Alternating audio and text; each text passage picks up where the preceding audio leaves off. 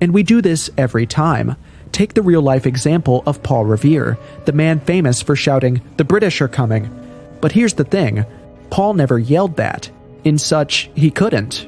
First of all, the trip was conducted as quietly as possible, in order to avoid being detained by British patrols. Even when he was conveying his news, Paul would most likely say the less catchy phrase, "The regulars are coming out."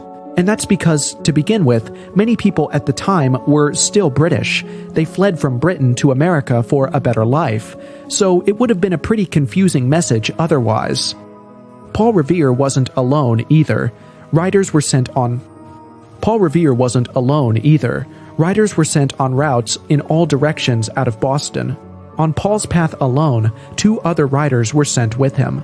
In fact, of the 3, Paul's ride was perhaps the least illustrious.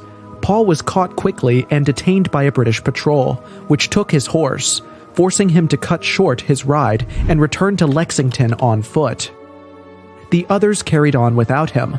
Without the patriotic poem by Henry Wadsworth Longfellow, it's possible we wouldn't remember